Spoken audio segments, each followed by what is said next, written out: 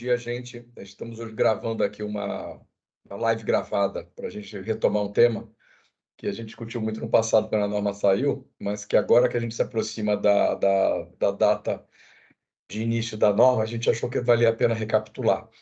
A discussão aqui é sobre o assessor de investimento, né, o antigo agente autônomo.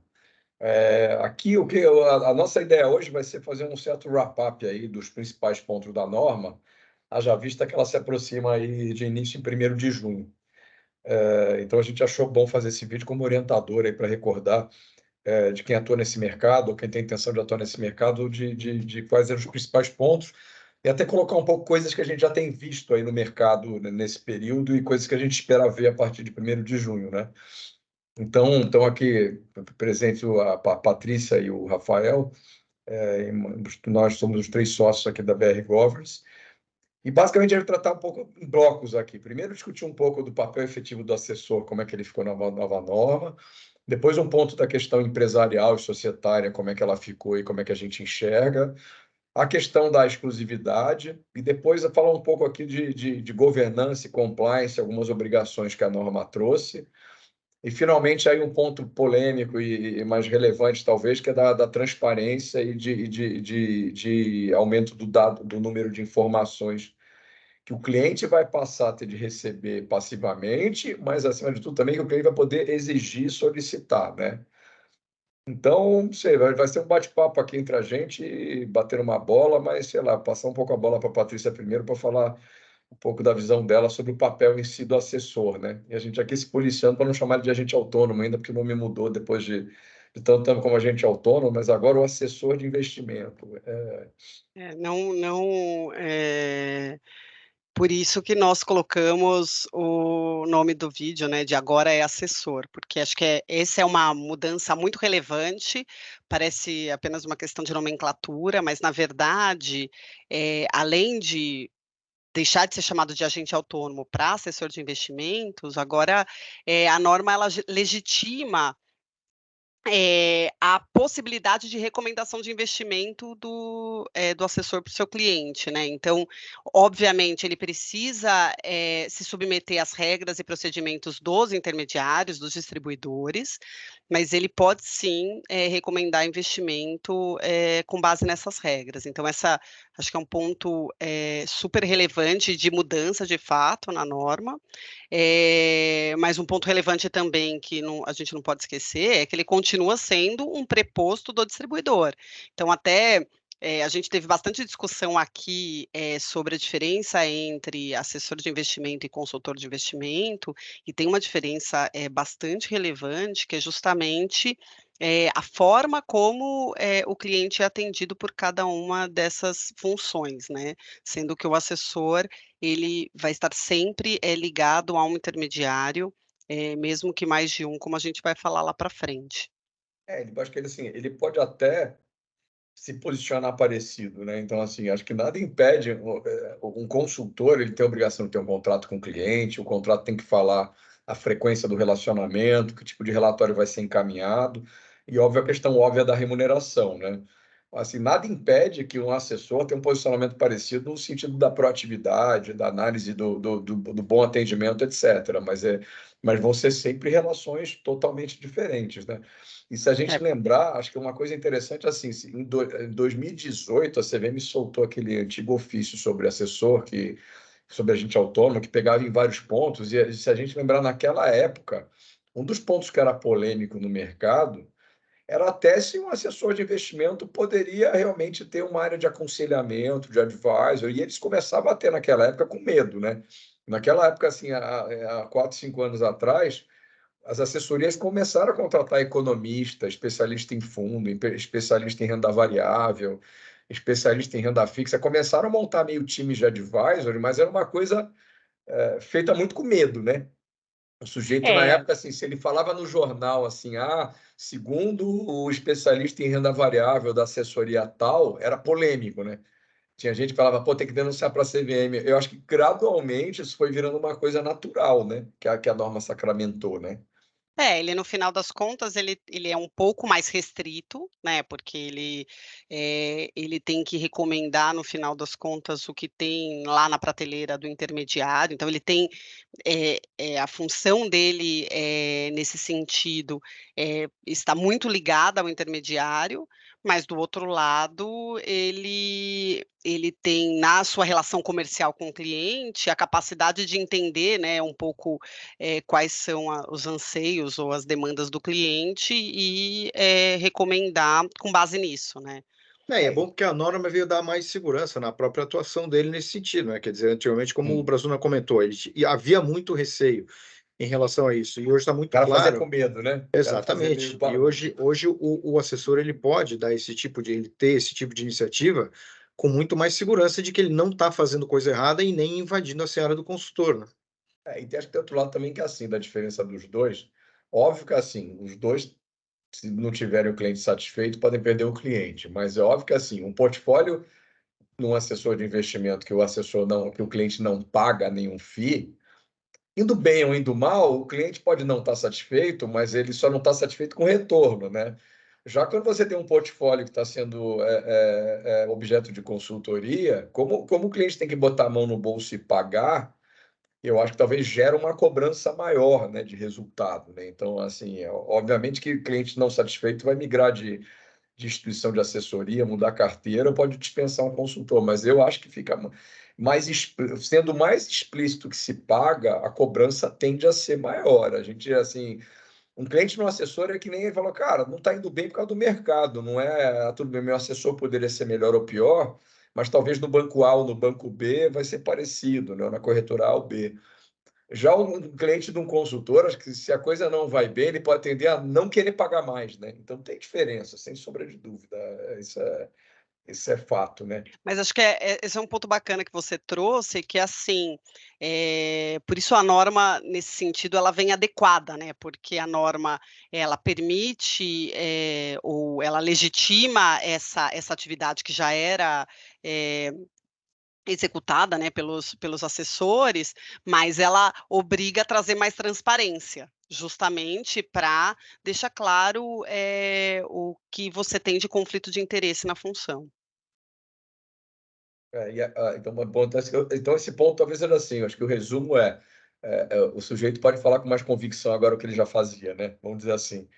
Agora, Perfeito. o segundo ponto que a gente está vendo que é a questão mais empresarial e societária, até passar um pouco a bola para o Rafael, que é o nosso advogado aqui, mas uma primeira impressão que a gente tem sentido, assim, é engraçado, nos últimos meses, a sensação é que o assessor ele está tão acostumado com a estrutura travada que ele tem hoje, que ele já tem um certo cacuete e de atuar como atua hoje em termos societários, e agora que ele tem uma ampla liberdade, eu sinto muito assessor assim, meio com medo no seguinte sentido. Ele falou, pô, é assim mesmo, agora eu posso montar a empresa do jeito que eu quiser, eu posso ter cara CLT ou funcionário, eu posso ter sócio que é assessor ou não assessor, eu posso criar uma holding, botar todas as empresas embaixo. Aí a sensação é que muitos assim ainda estão estranhando a liberdade adquirida, né, Rafael? É engraçado isso, né? Porque, de fato, a norma veio dar uma liberdade, principalmente do ponto de vista societário, muito maior para a organização desse tipo de entidade, né? Então, hoje em dia, você pode ter sócios que não são da atividade, não é mais necessário que seja sociedade simples, então ele pode se reorganizar, inclusive, sobre outros tipos societários, como sociedade empresária, eventualmente até uma SA, se for o caso.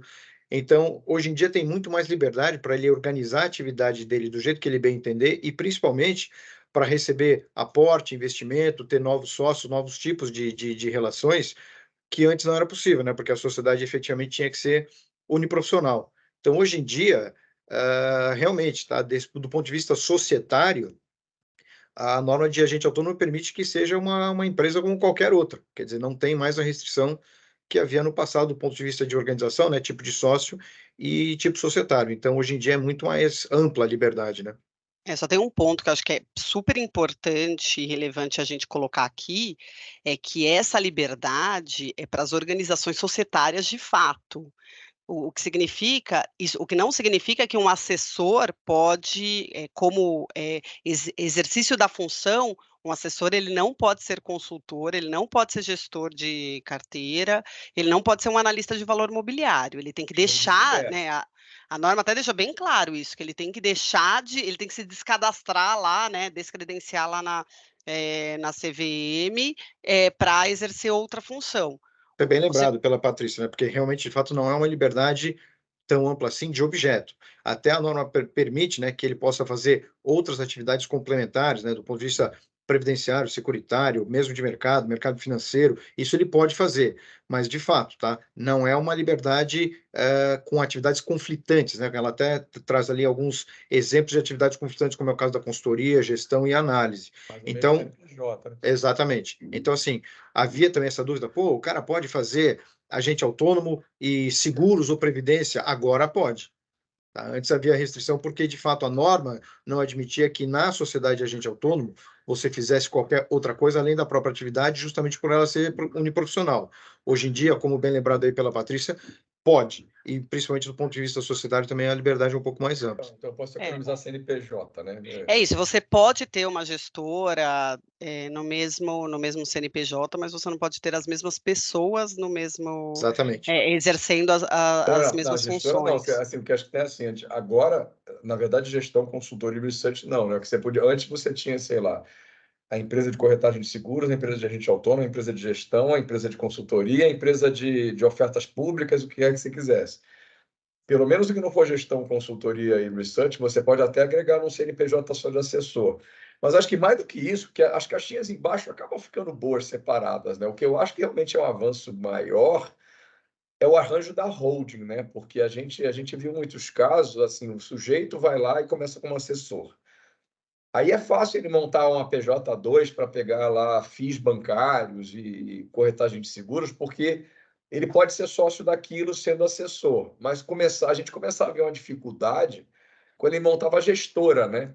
Porque a gestora começava aquela coisa, fala assim, quem vai sair o do diretor assessor? de gestão vai ser alguém entre nós, mas para ser diretor de gestão tem que abandonar a empresa de assessoria e aí você ficava, sei lá, com um contrato de gaveta, com alguma holding meio torta ali. Agora não, agora se alguém que era assessor de investimento vai deixar de ser assessor para ser o diretor de gestão, ele pode ser o diretor de gestão, ele cancela a credencial dele na Ancor, mas ele pode continuar participando societariamente da empresa de assessoria, diretamente ou via holding, né?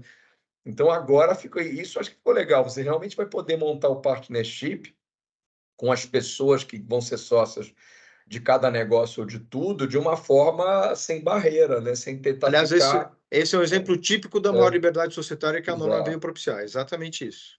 Só lembrando, cada um no seu quadrado, né? No sentido de cada um vai ter que manter as suas responsabilidades para com a atividade que ele exerce. A segregação não mudou, né? Mas o grau de liberdade de arranjo empresarial, de partnership, de participação ficou legal.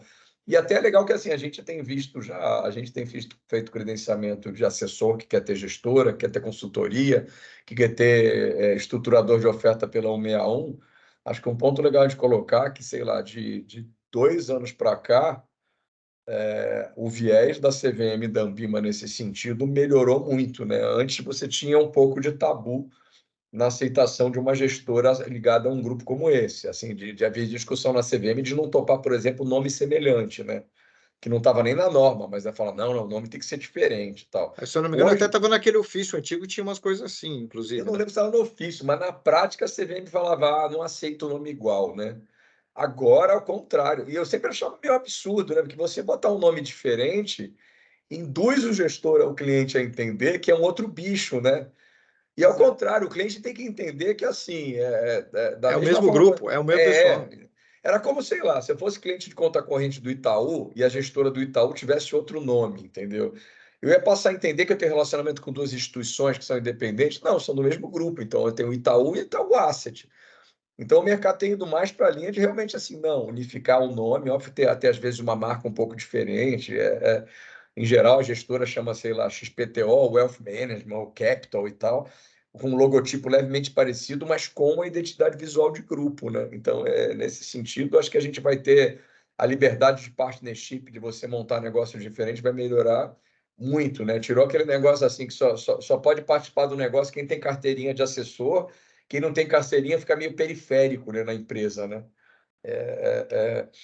E até pensar, tem outros arranjos empresariais, né? Você pode ter, talvez, sei lá, sociedade entre si, porque um dia talvez você vai ter mais permeabilidade, sei lá, vamos supor que 2 assessores montam uma empresa de tecnologia para dar suporte à atividade de assessor, e eles compartilham aquela empresa, então a coisa ficou muito mais fácil, né, de você ter vários negócios hoje juntos, ou você virar um assessor grande que vai ser sócio capitalista de um assessor menor.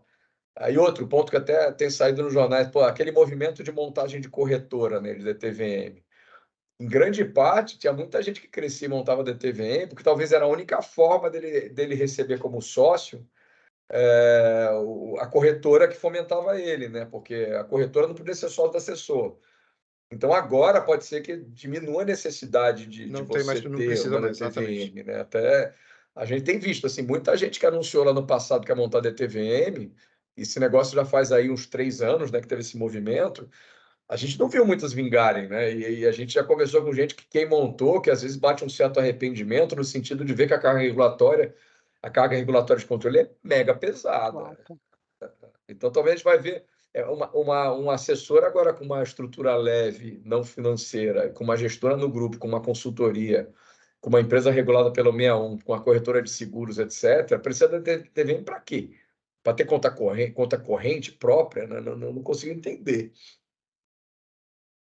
E aí, na mesma linha, né, outra liberdade que veio foi a queda da exclusividade com o intermediário, né, porque antes um escritório, ele só podia estar vinculado a um assessor, né, poderia estar vinculado só a um intermediário, e hoje, isso é possível você ter outras combinações e ter mais de um intermediário.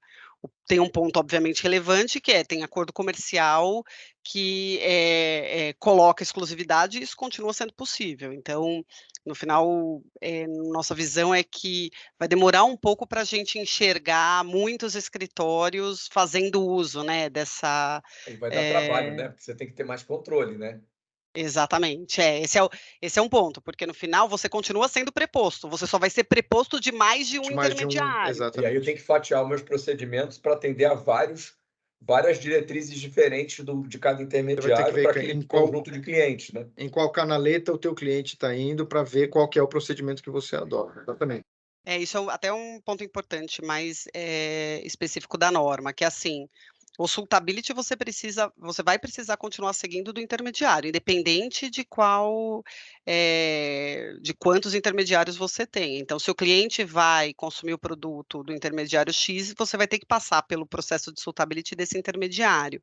Agora tem outros processos e controles que os intermediários têm, que podem até ser conflitantes entre si, e vai ter que ter um trabalho De do harmonização. escritório de organização, exatamente. Para quê? Para conseguir cumprir com as regras e procedimentos do intermediário, mas também não virar um caos aqui dentro da empresa, né, se você não Mas a sabendo em gente qual que pensar você assim, segue. hoje, como acho que no passado, como a execução da ordem do cliente era muito pelo telefone, eu acho que ia ser um caos, né? Agora, como a coisa está muito direcionada, assim, todas as trilhas de execução, de oferta de produto, é meio dentro da plataforma do intermediário, né?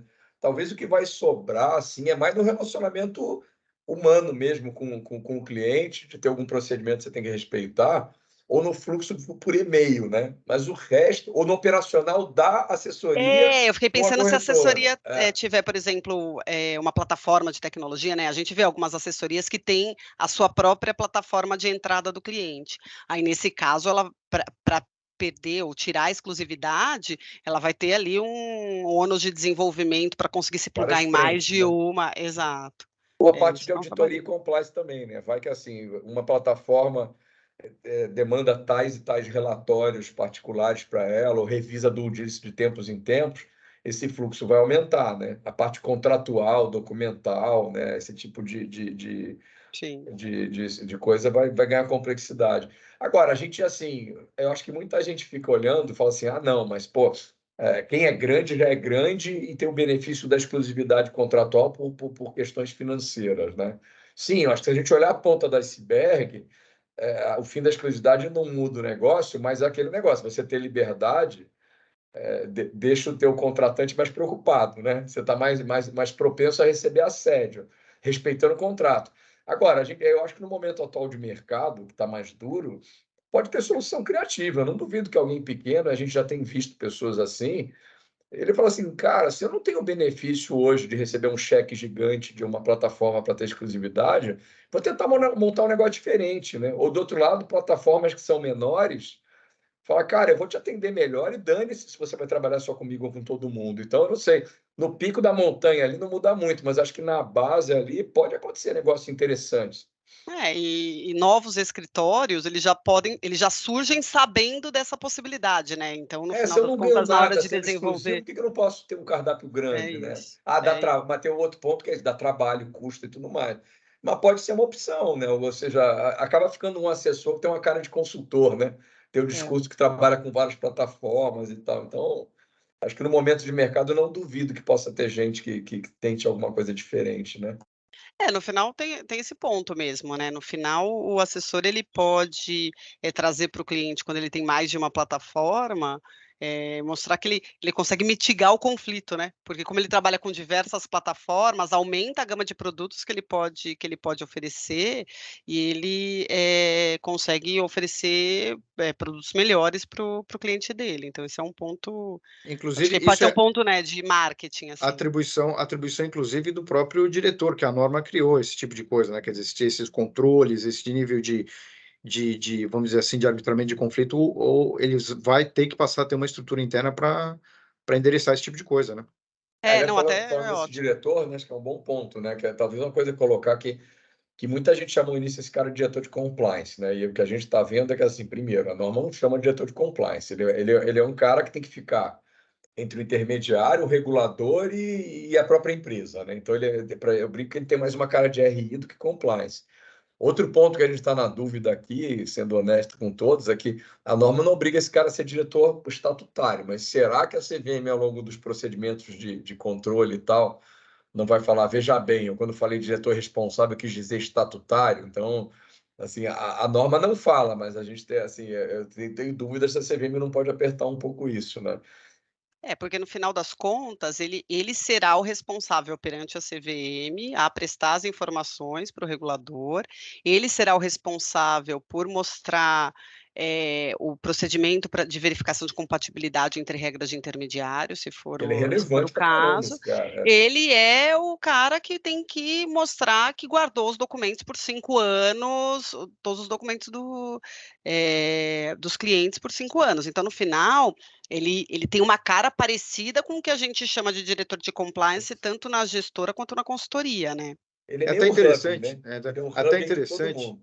E tem outras normas da CVM, né, onde existe essa atribuição de responsabilidade sem ser na figura do diretor, como, por exemplo, na ouvidoria, em que fica claro que o cara não precisa ser diretor. E nessa norma, especificamente, ela escolheu usar a palavra diretor. E aí, efetivamente, desemboca nessa dúvida que o Brazuna apresentou agora. Quer dizer, ele tem que ser estatutário, porque, teoricamente, né, em termos de direito societário, você não tem um diretor que não seja nominado no contrato social ou eleito numa ata numa sociedade anônima.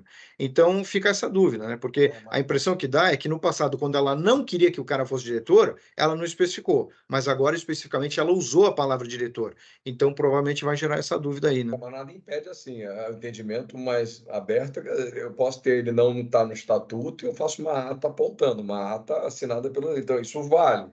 Agora, acho que o ponto, talvez, assim, pode ser que a CVM exija que seja estatutário, também não acho que isso vai mudar o mundo.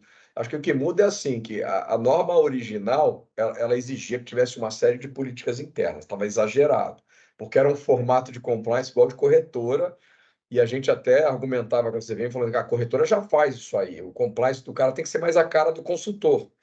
Aí a CVM deu uma liberalizada, falou assim, ó, se tiver um cara que garante uma harmonização das normas, dos procedimentos, atenda a corretora, atenda o cliente, atenda a CVM, eu topo. Aí o mercado ali veio e falou assim, beleza, então não tem que ter mais compliance, né? No fundo, foi um pouco a visão.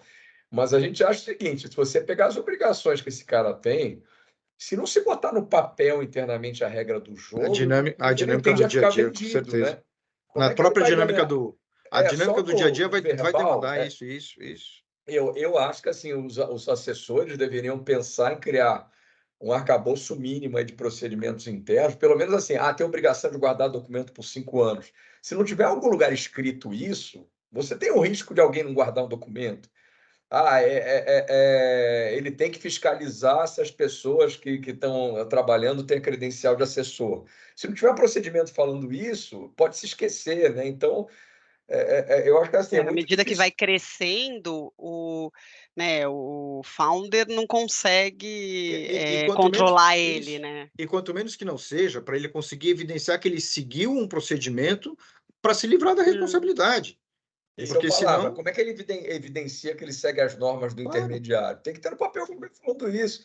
Uma evidência, um comitê, um treinamento. Então, a gente acha assim que a tendência inicial, até a gente já viu reuniões envolvendo assessores, que os próprios assessores têm dúvida de quem colocar no papel desse, quem é esse cara. Eu acho que a tendência vai ser assim, cara, tem que ser um cara assim que é relevante na parte operacional, que é relevante em entender o management da empresa. Pode ser que seja um CEO atual? Pode ser. Não, pode ser que é mais o cara que hoje é CEO, que aparece como o principal executivo do escritório? Pode ser. Acho que vai depender, assim, vai ser o perfil de cada empresa. Mas, assim, só pegar o sócio principal da assessoria e falar que ele é esse diretor e sem implementar rotina e procedimento, vai acabar mal, né? Ou só dar o chapéu lá do cara de operações que não apita nada e não manda nada e falar que é ele, porque já é ele que fala com a corretora, já é ele que responde para a CVM, também vai acabar mal. Ou esse cara vira um protagonista em algum fórum que garante que o enforcement dessas obrigações, ou o que vai acontecer que a gente já sabe, vai nominar o cara lá, Até dar não o vai primeiro ter problema, nada, né.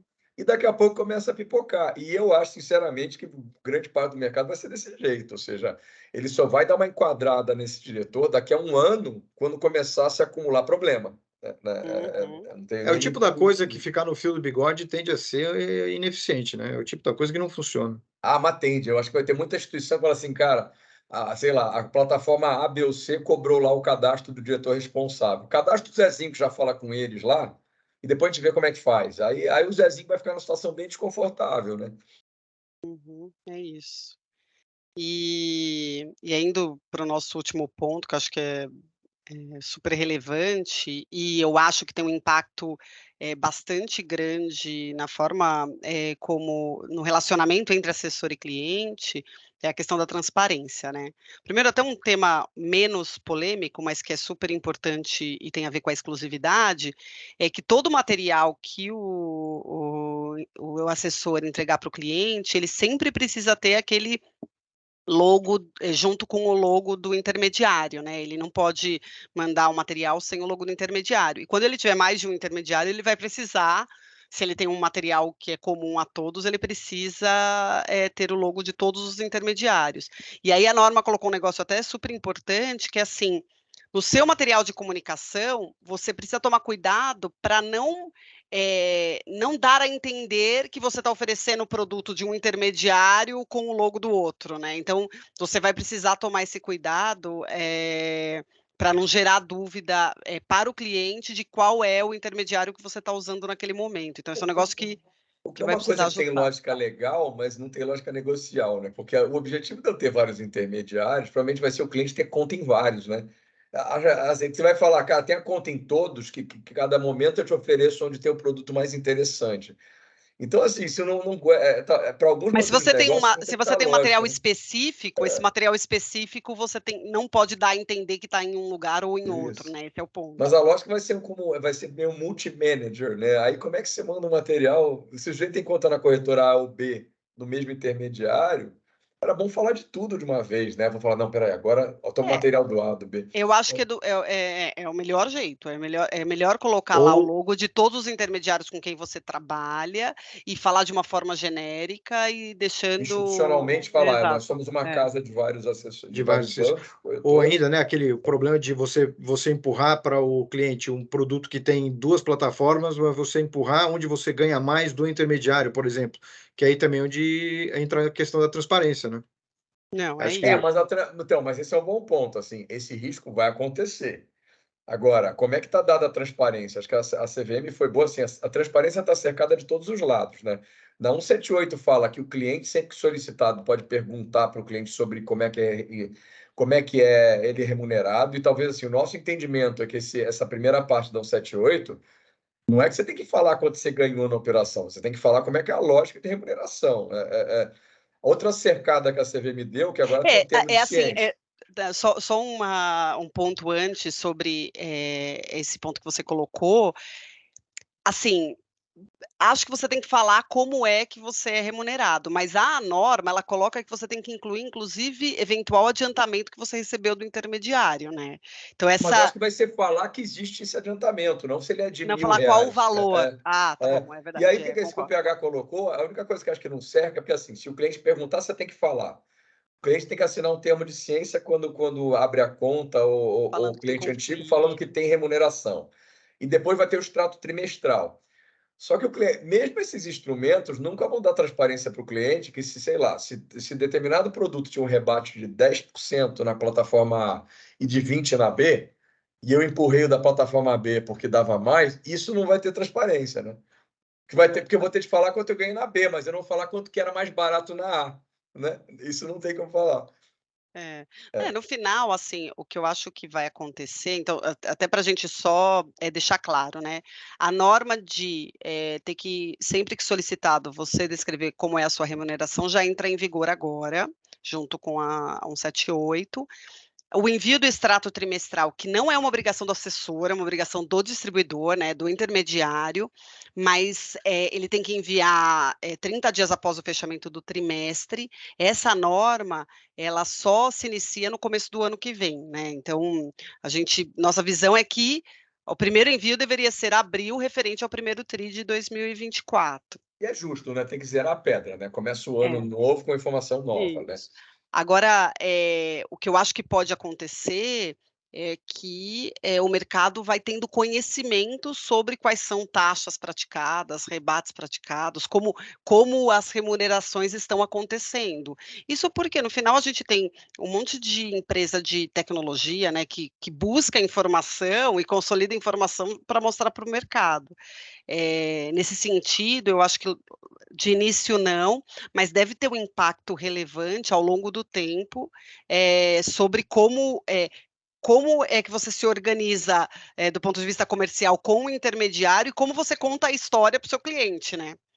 Não, Porque e não vamos esquecer que ainda tem no mercado também para o final do ano para sair a validade da 175, que vai também mexer com a transparência de dados e rebate de fundos, né? Então a gente vai exato. viver 2024, vai ser um ano bem, bem, bem emocionante. Bem No fin transparente. é bem transparente. No final, assim, né, a gente não pode negar que é saudável para o mercado, essas normas de transparência.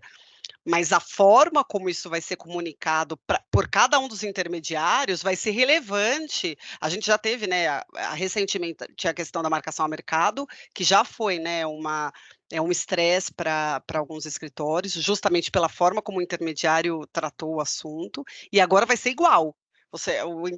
Como é uma decisão do intermediário de como ele mostra esse extrato, o extrato A ou o extrato B pode entregar informação diferente para o cliente, ou melhor, pode entregar a mesma informação, mas contando a história de uma forma diferente. Olha, E isso pode eu gerar uma acho que confusão. mas eu acho que os assessores, assim, eles têm que tentar fazer uma via educativa para não ter conflito. Assim, por exemplo, óbvio que o rebate de um fundo de investimento com receita recorrente é muito mais fácil de explicar e mais fácil do cliente entender que faz parte do jogo.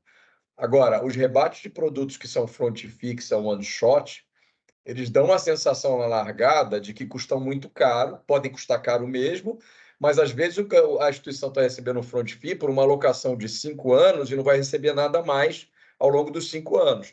Eu acho que assim, as instituições deveriam começar a se moldar agora para comercialmente, de forma educativa, começar a mostrar isso para o cliente. Porque imagina se você no primeiro trimestre, se os juros ainda estiverem altos, e a carteira de um cliente tiver muita alocação em debêntures, CRIs e CRAs de emissão primária que tem front fee. No fundo, o cliente vai estar pagando lá no primeiro trimestre FIIs relativos a 5 anos de uma vez só, né? Sim. Se a instituição simplesmente mandar um extrato, o cliente vai ter a sensação, só fala assim, que absurdo isso, entendeu? Então, eu acho que as instituições deveriam começar a trabalhar o educativo agora, porque o conflito entre receita recorrente e front fee vai ser difícil de entender, bem difícil, entendeu? Não, comunicação é um ponto, acho que é um ponto importante, e no final o que a gente está vendo é que tem tempo, porque apesar de, entrar a norma da 178 agora, em relação a essas informações, você Só tem a janeiro, né? 175 e a O 79. a 179 entrando só no ano que vem, então isso é bem importante. Legal. Bom, acho que o panorama que a gente tinha para passar um pouco esse, né? O objetivo é a gente matar em meia hora, mais ou menos, essa discussão, era meio um tira-gosto, né? A gente está colocando isso no ar nos próximos dias, mas acho que o resumo geral é assim, independente dos desafios, a gente tem visto que seja no mercado de consultoria, de assessoria, de gestão, de estruturação de ofertas e tal, e no mercado de produto de fundo mesmo com a nova norma, efetivamente é claro que 2024 vai ser, a gente vai começar a viver uma transformação do mundo totalmente diferente do que a gente vive hoje, né?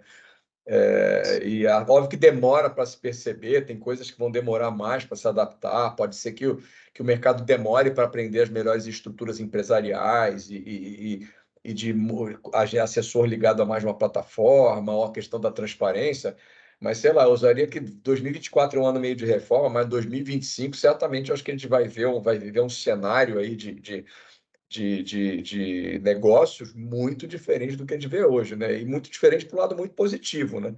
Do aumento Sim. maior de competitividade, melhor. Eu acho que assim, as normas estão melhores para o mercado e para os clientes, né?